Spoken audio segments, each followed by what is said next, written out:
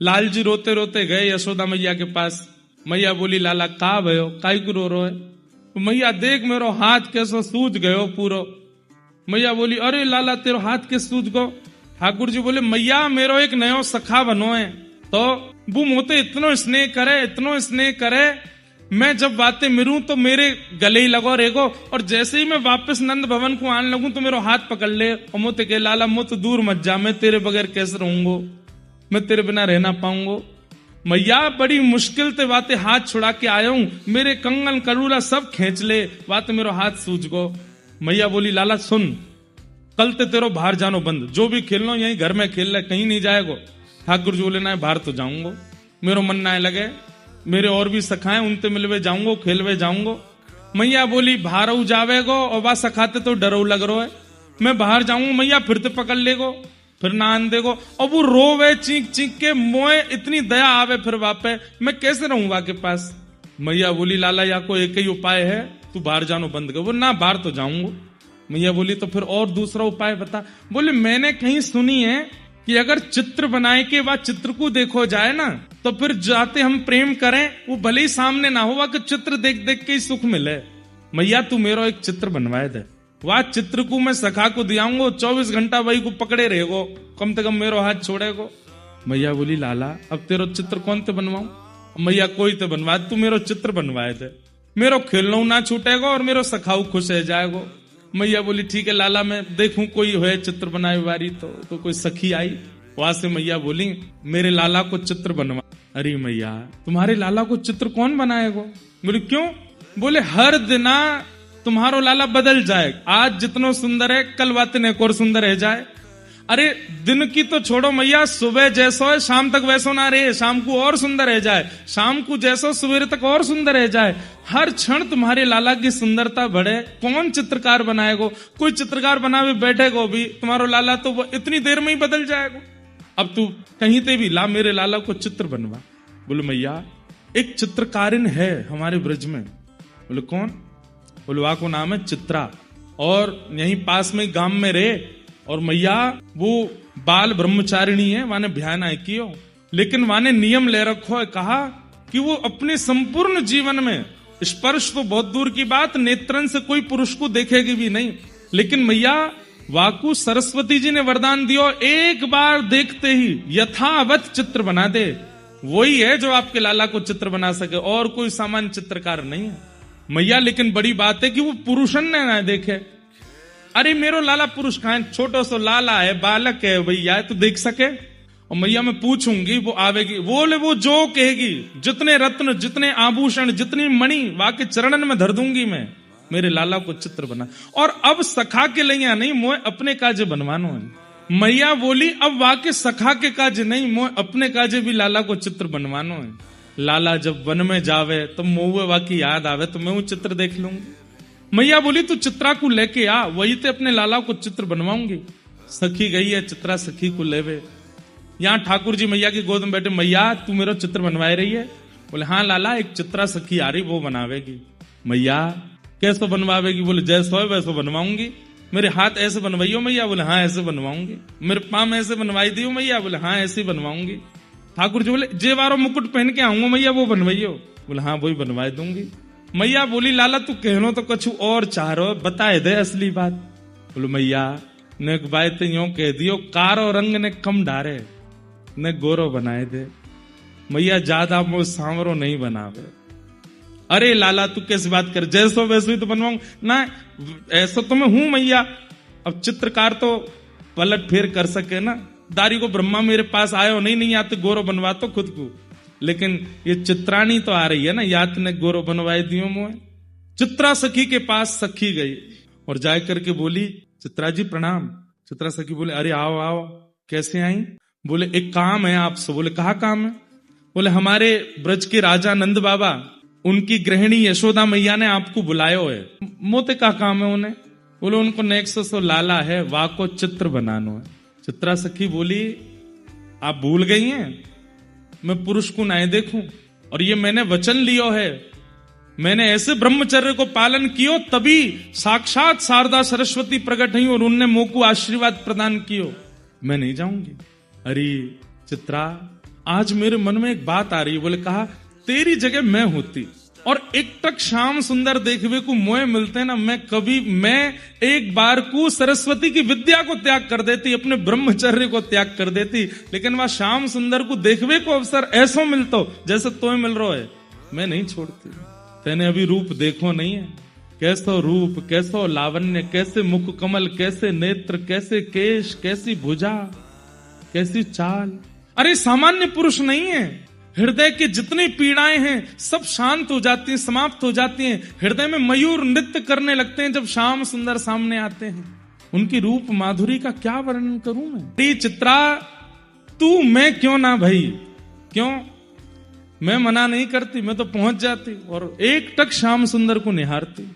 ऐसा कहा है उनके रूप में। अरे भूख चली जाए, प्यास मिट जाए, नींद उड़ जाए, कहां तक कहें धरेगी पग कहूं जामेंगे कहीं। ऐसा रूप लावण्य है। नेत्र ऐसे हो जाएंगे कि तृप्त है गए, कान ऐसे हो जाएंगे स्वर सुन के कि तृप्त है गए, हृदय ऐसे हो जाएगा कि अब कछु देखना ही नहीं है, एक ठौर मिल गई है। ऐसे हैं श्याम सुंदर। चित्रा के मन में तो अभी भी ये नहीं आया कि वो परमात्मा है, अभी भी आया ऐसा क्या है उस बालक में। ठीक है देख, वैसे तो मैं पुरुषन को देखूं नहीं हूं, लेकिन तू इतनी महिमा कह रही है तो मैं जाऊंगी देख। बोले हाँ जाओ। चित्रा सखी कही है देखूं तो सही, ऐसा कहा है भाई, इतनी महिमा गा रही है वाला लाला की। चित्रा सखी आई द्वार पर। यशोदा मैया का भी स्वभाव है, वो सबको भीतर नहीं बुलाती, बाहर ही मिल लेती है सबसे, क्योंकि यशोदा मैया का भी ये मन है मैं लाला ना दिखाना पड़े, मैं ही बता दूं और ये सुन के बना दे। तो मैया गई, अच्छा तुम ही हो चित्रा? बोले हाँ मैं ही हूं। मैया आप जल्दी अपने लाला को मुख दिखाए दो, एक बार देख लूं फिर चली जाऊंगी, बनाऊंगा को चित्र। कितने दिन लगेंगे? बोले कल सुबह तक दे दूंगी। बोले इतनी जल्दी? सरस्वती जी की कृपा है मुंह पे, एक बार कोई दिख जाए, एक झलक देखते ही सब बता दूंगी कैसे बने वो चित्र। अच्छा देख मेरो लाला बड़ो सीधो है, बड़ो भोरो है, ऐसा गोल मटोल सा वाको मुखमंडल है, कमल जैसे वाके नेत्र हैं, सुंदर घुंघराले केश हैं। वो घुंघराले केश कभी कभी यहाँ आगे को आ जाएं, पीछे तक लटके रहे, उनमें यहाँ जूड़ो बनाए के ऊपर मोर पिछ पहने, हाथन में कड़ूला। चित्रा सखी बोली आप मुझे बता क्यों रही हो, दिखा दीजिए, दिखाना पड़ेगा। बोले हाँ अभी स्टोर हो है, अभी ना दिखा रही, तू सुन ले, सुन के बनाए दे। मैया ऐसे कैसे होगा, बिना देखे कैसे? बोले अच्छा जब तक उठे ना तब तक सुन तो ले, कैसे हो? बोले हाँ बताओ। बड़ो भोरो है, सीधो है बिल्कुल, ऐसा रे बिल्कुल कोई माटी को मथोना सो, पीताम्बरी पहने, दो दतुइया हैं, ऐसे घुंघराले केश हैं, सिर पे अपनी मोर पिछ पहने। तो मैया बैठी है यहाँ पे, सामने चित्रा सखी बैठी है, और मैया जहां बैठी है वहीं ऊपर एक खिड़की है, वह खिड़की में पर्दा लगो भयो। ठाकुर जी वहीं खड़े खड़े सुन रहे मैया का बता रही है। मैया ने जैसे कि बड़ो सीधो पीताम्बरी पहने, मोर पिच पहने, सोई ठाकुर जी ने अपने सबरे लत्ता उतारे, सब लत्ता उतार के कपड़ा उतार कर सोई खोल करके पर्दा ऐसे करे खड़े है गए। नीचे मैया कह रही है बड़ो सीधो है, पीरे वस्त्र पहने, ऐसो माटी को सो मतोना। और ऊपर चित्रा सखी देख रही है, हाज हरी देखे नंगम नंगा बिल्कुल नंगम नंगा ऐसे मटक रहे हैं ऊपर। चित्रा बोली अच्छा सीधो है तुम्हारो लाला? हम बड़ो सीधो है। बोले मोह तो लगनारो ने को कहाँ है? इतने में ठाकुर जी पर्दा कर लें और तुरंत पीताम्बरी पहन करके बिल्कुल फिर पर्दा। हाँ मैया बुलाए रही, देखो बैठो तो है कैसे सीधो, ए चल पर्दा बंद कर ले, बाहर मत आवे। हाँ तो बड़ो सीधो मेरो लाला, नेक तो देखे ही लियो, पीली पोशाक ही पहने, लाल नीली गुलाबी आए पसंद ना आए। इतने में ठाकुर जी लाल पोशाक पहने आए और तुरंत पर्दा खोल करके फिर मटकन लगे आगे। चित्रा सखी बोली मैया तुम्हारा लाला लाल ना पहने? ना पहन खड़ो तो है। जैसे मैया देखें सोई पर्दा कर ले, फिर उतार के फिर पीरी पहने आए। हाँ मैया तेने बुलाई, पीरी तो है। अब वो इतनी द्रुत गति से अपना रूप बदल रहे हैं और ऐसी ऐसी लीला कर रहे हैं, चित्रा सखी को तब को अनुभव नहीं हुआ। फिर ठाकुर जी ऊपर से बोलने लगे मैया जाते यो कह दियो मुख गोरो बनाए दे, देख मेरो जैसो रंग, यहाँ में नेक गोरो रंग और डायर दियो, नेक यहाँ में चूनो मिलाए करके बनाइयो, नेक में गोरो सा लगूं। चित्रा सखी को तब तो अनुभव नहीं हुआ, लेकिन जैसे ही लौट करके वापस जाने लगी है, ठाकुर जी ने अलग अलग रूप बना करके उसके सामने आकर के जो छाप उसके नेत्रों में छोड़ दी है। चलते चलते जाना था बरसाने की ओर, पहुंच गई जमुना जी की ओर, और फिर वहां जाकर के बोले मैं रास्ता कैसे भूल गई, ये मार्ग तो नहीं था मेरी कुटिया का। फिर पीछे की तरफ जाती है, लेकिन वही छवि, वही स्वरूप, वही स्वर कानों में गूंज रहा है, नेत्रों में घूम रहा है, और चित्रा सखी बस कभी देखती है कि पेड़ पर वही चंचल गोपाल दिखाई दे रहे हैं, कभी देखती है कि गैया चराते भये वही श्याम सुंदर दिखाई दे रहे हैं। लौट करके गई, रात भर सोचती ही रही है, कभी किसी रूप में, कभी किसी रूप में, कभी किसी रूप में ठाकुर जी ऐसे दिखने लगे। अब तो ऐसी स्थिति हो गई चित्रा की कि अब बिन देखे रह नहीं पा रही है और मन में विचार कर रही है कि मैं कैसे पाऊं, कैसे जाऊं।